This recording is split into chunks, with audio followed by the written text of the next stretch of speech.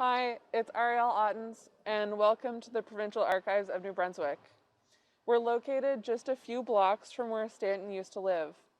Before we go inside, I just want to say thank you to the Anomaly Archives for reaching out. I hope this video helps with your fundraising goals. We'll start this video off with talking about archiving, and we'll even show you where we keep Stanton's records. Thanks for watching. I think it's really cool that Stanton Friedman's records ended up at the Provincial Archives of New Brunswick because, as I mentioned, not only are we very close to where he used to live, but just down the hill from me at that building is a place called Head Hall, and it's an engineering building. And that's where Stanton used to lecture a lot when he was in Fredericton. So having all of this very close together where his records will be kept is very special. Hi, I'm Ariel Ottens, and I'm an intern archivist at the Provincial Archives of New Brunswick. I've been working here since, I think, the summer of 2019. And I'm still here. I used to work here at public service and then switched to private records. And I started working on the Stanton T. Friedman font. I've been doing it ever since, and it's what I'm going to continue to do. And so far, I've seen this collection go from hundreds and hundreds of boxes, unsorted, lots of duplicates, lots of photocopies, granola bar wrappers, and I've seen it transform into working categories, which is pretty cool. And I'm very excited to see eventually the public access this information that I'm sorting through. So a question that we get a lot is what's going on with the Stan stuff. It's going to take a really long time to go through. It's probably, I'd say, a 10-year project, but we have made a lot of progress so far. Thinking about just the state of all of these papers that were in unorganized file cabinets and in piles in his basement, they're now in boxes, and they're not necessarily searchable. It takes me a while to find a piece of paper that I'm looking for, but we have made a lot of progress.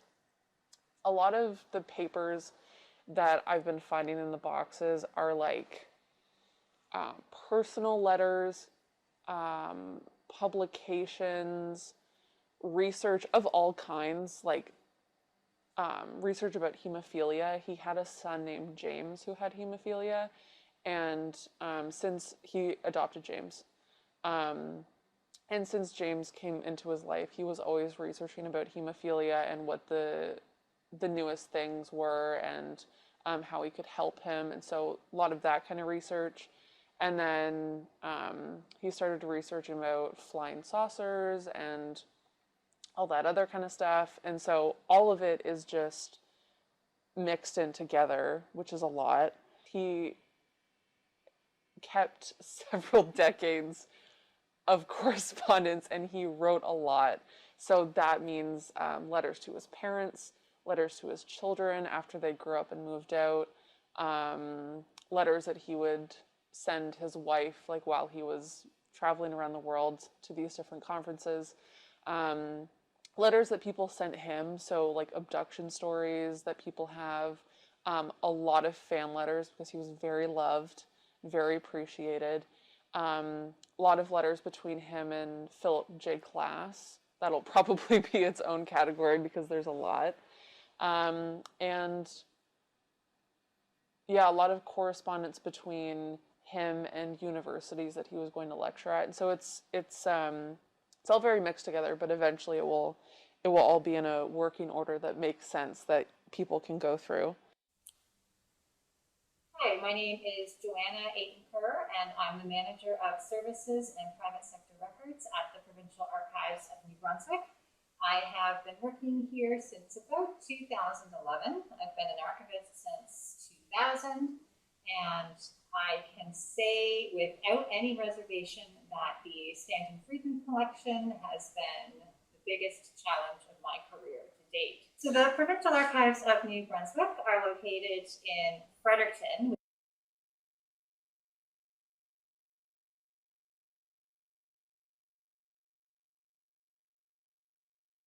The Provincial Archives has been around for about 50 years, although the records that we hold go way back to the beginning of the province in the 1700s.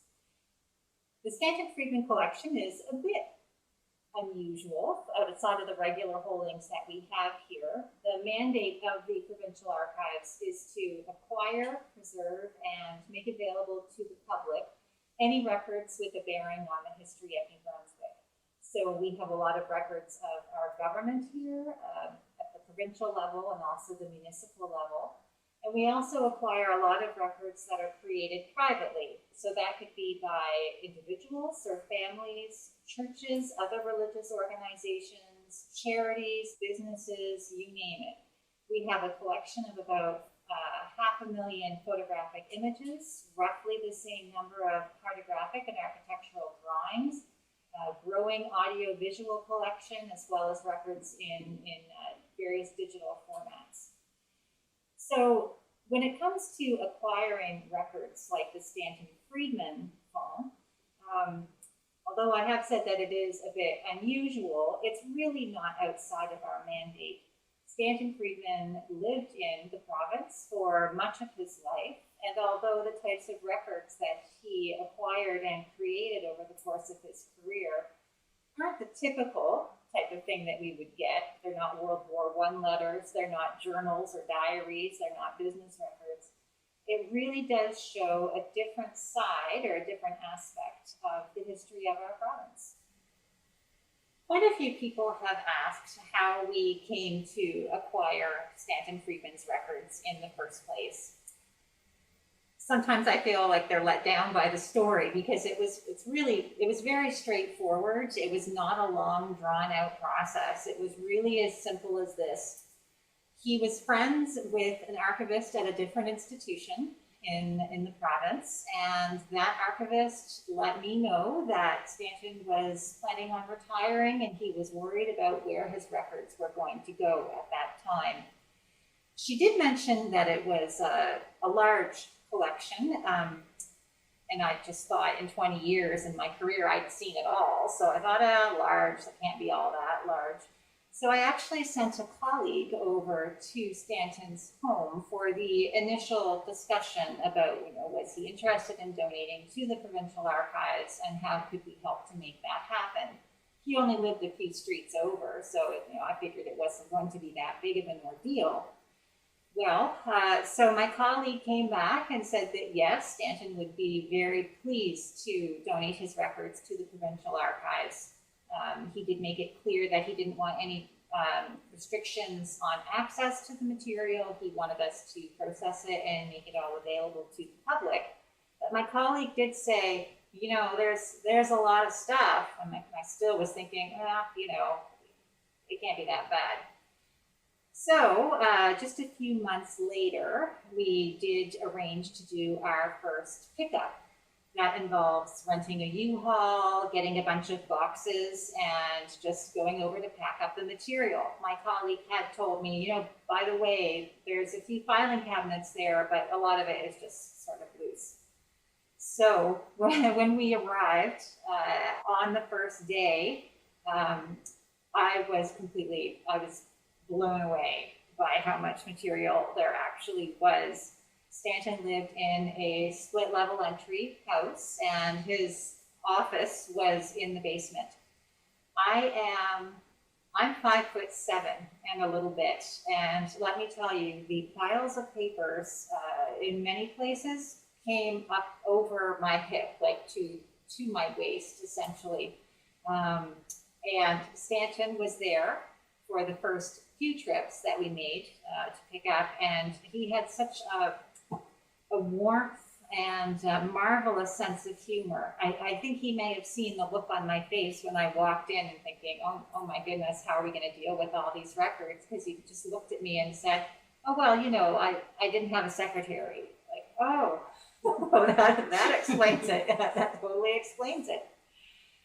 So, to make a long story short, it took 5 cargo vans to pack up all of the records and bring them over to the Provincial Archives. We had to do it in 5 trips because we physically didn't have enough space here to actually process the records.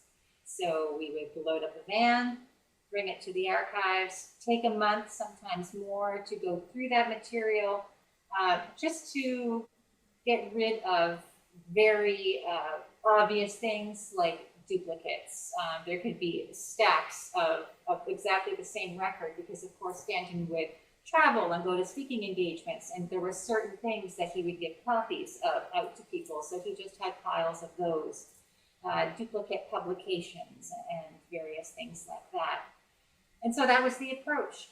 Get a van, bring it over, weed through it, go get another van, and of course he passed away before we were able to acquire all of it. And so it wasn't until, I think it was October, November of 2019 when we went to do the last pickup.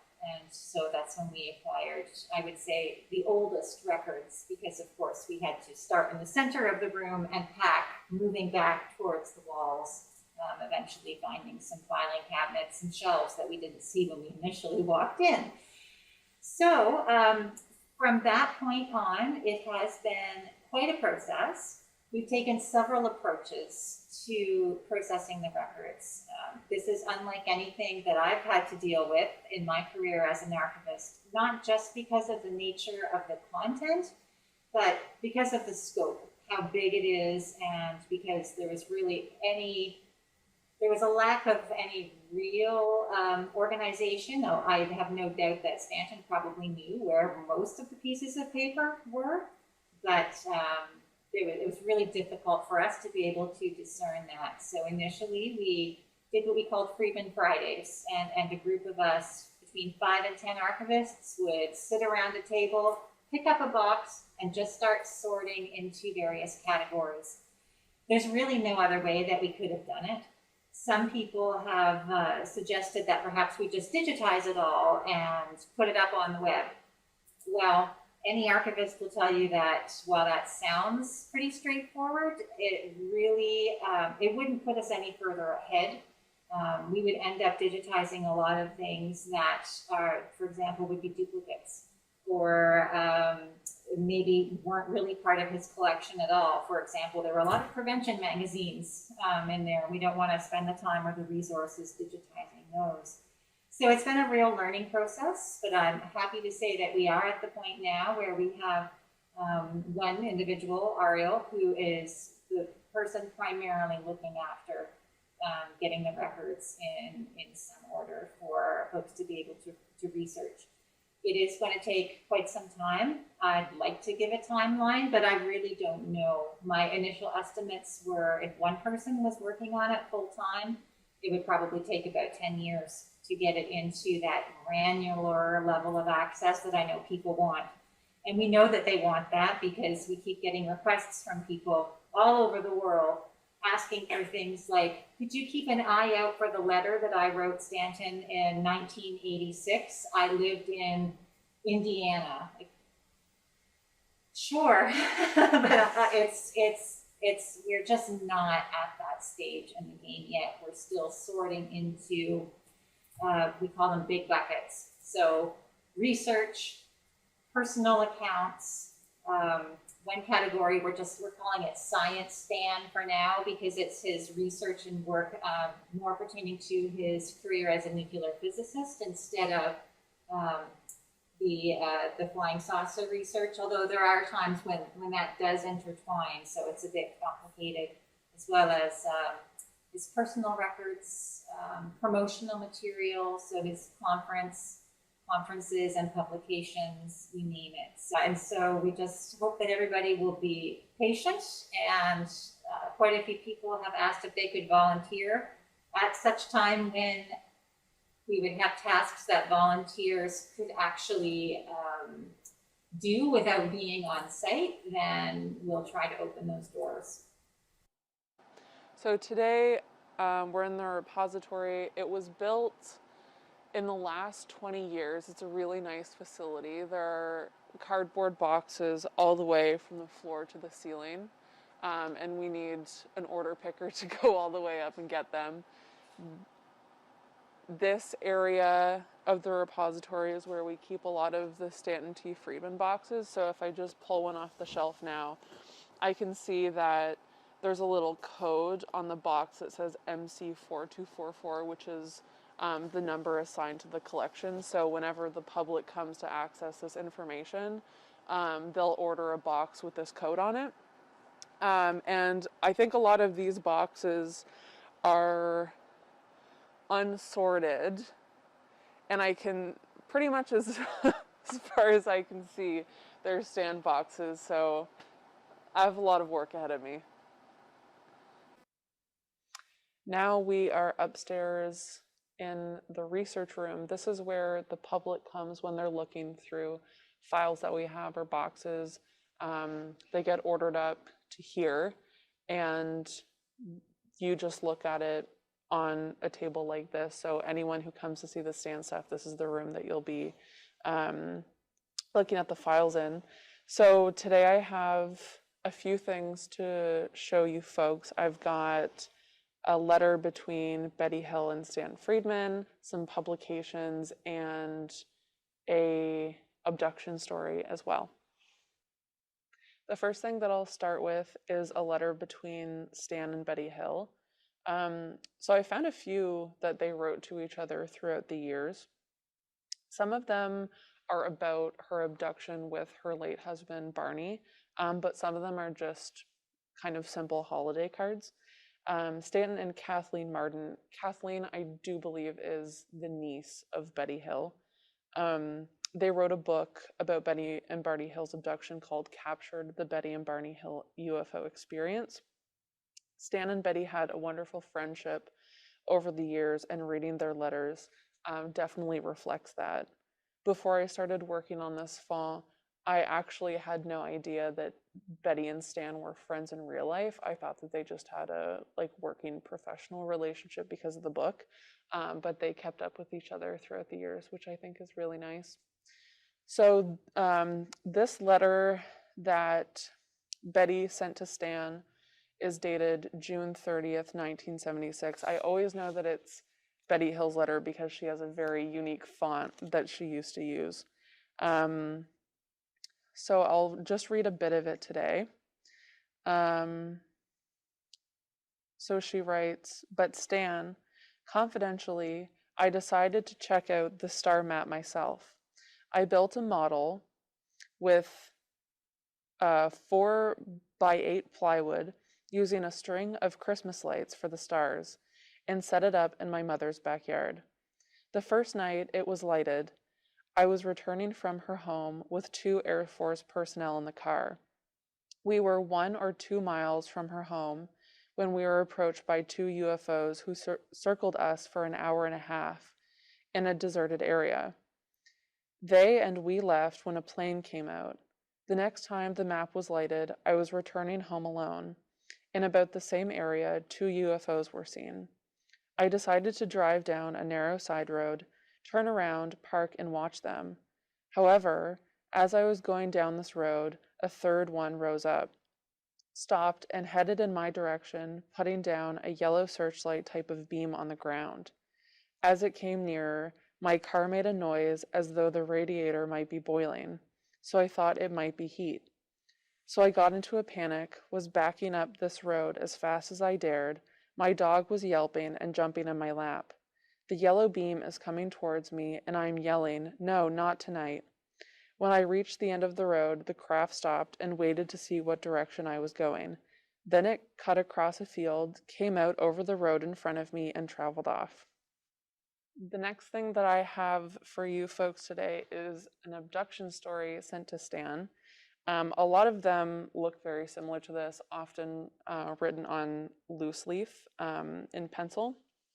And just for privacy reasons, I'm not going to share the name of this person or the date they were abducted, but I will share a little bit of their abduction story. So they write, I have now seen over 1,000 of them. It is my belief that they have at least one base here now. I don't mean right here, but either north or south of me here. They go north and south almost every night. I have seen anywhere from 1 to 10 a night. One night, back in September of blank year, I saw 50 all in a group. They were going to the southwest of here that night. So far, I've seen 6 different ones of them. I have been within 50 feet of one before. They used to scare me years ago, but now I enjoy them. I've seen them land and take off sometimes. And then they also write,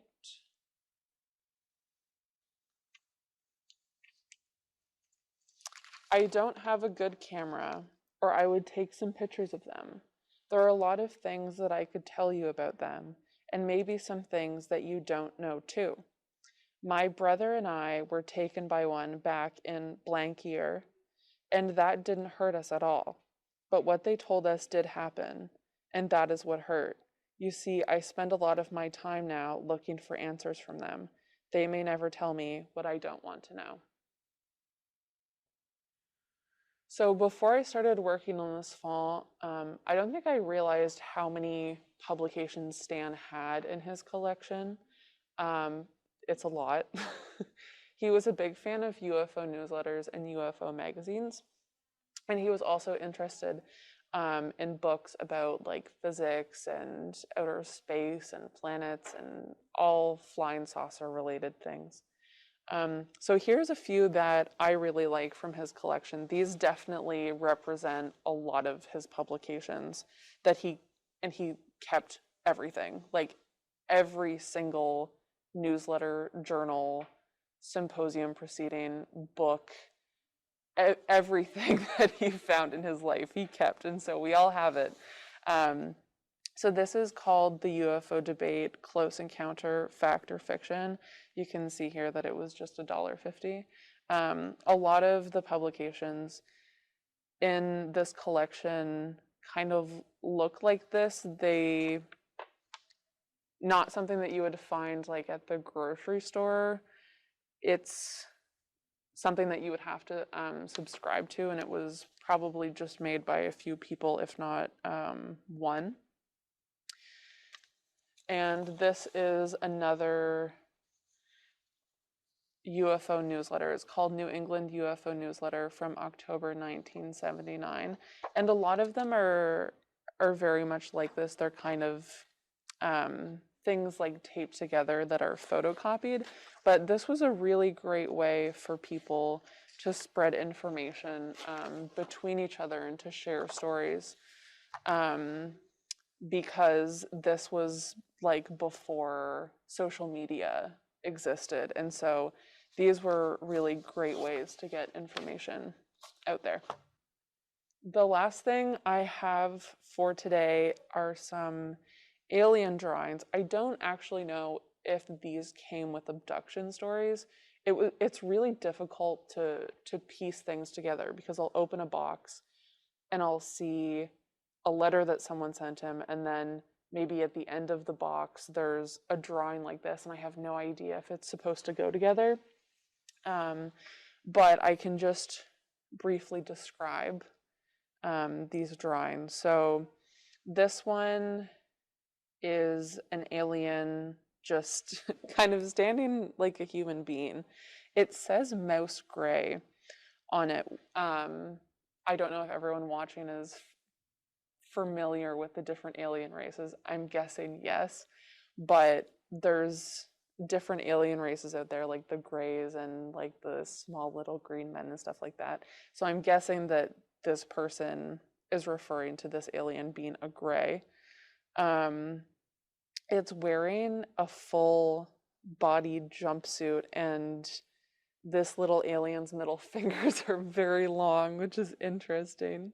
And it says that the boots are part of the one-piece suit. Looks very comfortable, kind of like a onesie. And And then it has a very familiar looking alien head, small little jaw and like big eyes, kind of like a cat.